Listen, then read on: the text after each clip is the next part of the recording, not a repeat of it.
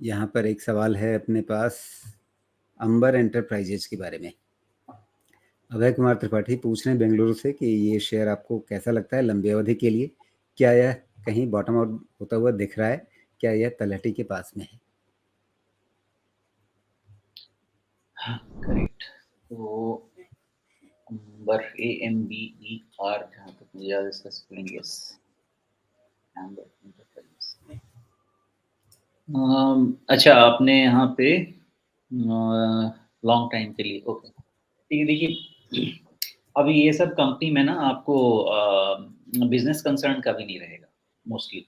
इन सब कंपनी में हमेशा याद रखिएगा, आपको सिर्फ वैल्यूएशन कंसर्न रहेगा, इससे ज़्यादा इसमें और कभी कोई दिक्कत दुविधा नहीं रहती है, कभी मुझे भी नहीं रही है। लेकिन इसका वैल्यूएशन डिस्कम्फर्ट हमेशा रहा है, बिकॉज़ बेस धीरे-धीरे तो हाई होता जा रहा है ना, उसके अगेंस्ट में रेवेन्यू जस्टिफाई थोड़ा-सा नहीं कर पा रहा, तो वैल्यूएशन का एक कंसर्न रहता है, जिसके कारण मैं यहाँ बहुत कंफर्टेबल नहीं रहता हूँ। मे बी जो इसका वैल्यूएशन को अगर मैं मैच करूँ, जो फिलहाल प्राइस परफॉर्मेंस मुझे दिख रहा है, तो उसके हिसाब से अभी भी इसको at least even trading stand point से भी लिया नहीं जा सकता है, लॉन्ग टर्म इन्वेस्टमेंट तो दूर की बात है, कहीं से भी इस तरह का कंफर्ट नहीं है। सो फंडामेंटली मुझे बिजनेस वाइज किसी तरह का कोई कंसर्न नहीं है। वैल्यूएशन वाइज 100% कंसर्न है, बिकॉज जो ये ग्रोथ दे रहे हैं उसके अगेंस्ट में 50-55 का पी जस्टिफाई नहीं कर पाऊंगा। अगर यहाँ से 20% के आसपास और कूल ऑफ दे देता है, तो ये एक अच्छा आपका धीरे-धीरे पोर्टफोलियो स्टॉक बन सकता है। इनका क्वार्टरली परफॉर्मेंस से ध्यान रखिएगा धीरे-धीरे, जैसे ही ये एटलीस्ट थोड़ा इम्प्रूवमेंट शुरू हो जाए। तो वहाँ से ये कंफर्टेबल पोर्टफोलियो स्टॉक धीरे-धीरे बनेगा, लेकिन इस लेवल पे नहीं है। अब फिर भी मान लीजिए कि इसके अलावा भी आप ये जानना चाहें कि कहाँ से इसमें बुयांसी आ सकती है, जो कि ट्रेड किया जा सकता है, तो अभी तक एटलीस्ट आज की तारीख में भी 2200 के पहले तो कोई ऐसा लेवल नहीं बनता है कि सोचा भी जाए इसको। 2200 में इवन 50 डीएमए के पहले की बात कर रहा हूँ। 50 डीएमए तो एटलीस्ट सोचना चाहिए हमें, लेकिन अगर थोड़ा-सा मैं प्रीएम्प्टिव करना चाहूँ तो 2200 के पहले हमारे पास कोई भी इंडिकेशन ऐसा नहीं है जिसको देख के इसको बात किया जा सके कि हम इवन लॉन्ग टर्म के लिए ले सकते हैं।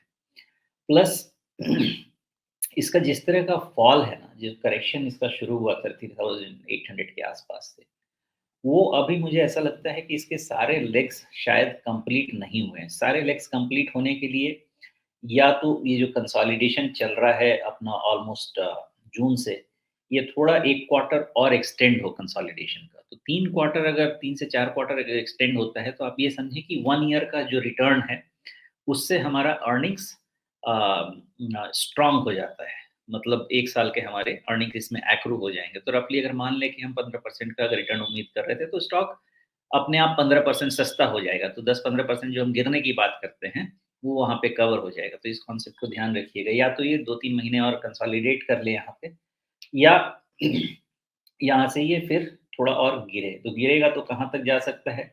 जब तक इसका 2200-300 का रेंज नहीं निकलता है, तब तक इसमें 10-20% और गिरावट आ सकती है। लेकिन जिस दिन ये 2200-300 निकलने लगेगा, आपको थोड़ा मोमेंटम सपोर्ट मिलने लगेगा। मे बी वो तभी होगा जब इसमें थोड़ा कुछ पॉजिटिव रिजल्ट स्टैंड पॉइंट से और दिखेगा, या फिर हो सकता है दिसंबर के बाद का कुछ अच्छा सीजन आए। तो उसके पहले मुझे बहुत ज़्यादा अभी लगता नहीं है चांस, लेकिन ध्यान रखिएगा 2200-300 का उसके ऊपर निकलेगा तो इसको रिव्यू कर सकते हैं, शायद वहाँ से पोजीशन बनाना शुरू किया जा सके। जी, सोमेश, लेकिन जिस तरह से इसने जून में अपना बॉटम बनाया था, जून का बॉटम कहाँ है? लगभग 2030-40 के आसपास है। उसके नीचे फिसल चुका है और सारे मूविंग एवरेजेस के नीचे है ही। तो क्या ये इस बात का सिग्नल नहीं है कि ये अभी और ज़्यादा गिरने जा रहा है? अगर रिट्रेसमेंट के हिसाब से भी कहीं लगाकर देखना चाहें तो रिट्रेसमेंट एक बार देख लेते हैं कौन से लेवल्स आ रहे हैं। यहाँ पर अगर मैं रिट्रेसमेंट इसको यहाँ जहाँ से इसकी चाल बड़ी शुरू हुई थी वहाँ से लूँ, तो एक तरह से इसने अपना 61.8% रिट्रेसमेंट जो है वो इसका 2120 पर आ रहा था। पिछला बॉटम उसके पास ही था, थोड़ा सा उसको ओवरशूट किया था, वहाँ से ये वापस 50% रिट्रेसमेंट के ऊपर तक गया लेकिन सस्टेन नहीं कर पाया, और अब इसने दोबारा 61.8% रिट्रेसमेंट को भी तोड़ा है, उसके नीचे जो बॉटम बना था उसको भी तोड़ा है। तो फिर इस पैटर्न के हिसाब से तो लगता है कि अभी ये और भी ठीक ठाक नीचे जाने के लिए तैयार दिख रहा है।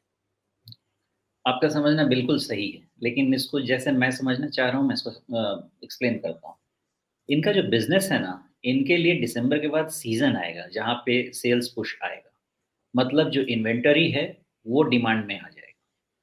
तो उसके हिसाब से अगर देखेंगे तो अगर हम मान के चलें कि मार्च क्वार्टर से इनका थोड़ा सेल्स इम्प्रूव होना शुरू होगा, तो उसका इंडिकेशन हमारे को जनवरी के आसपास में आ जाएगा। तो अगर दिसंबर क्वार्टर के रिज़ल्ट में बहुत डिसअपॉइंटमेंट नहीं होगी ना, इसलिए मैं कह रहा हूँ कि 3 महीना और देखना पड़ेगा। कि दिसंबर क्वार्टर के रिज़ल्ट में बहुत डिसअपॉइंटमेंट नहीं होगी, तो हमारे पास ये ऑलमोस्ट आप समझ लीजिए कि इसने करीब-करीब मई दिस मंथ से तो नीचे ही है स्टॉक।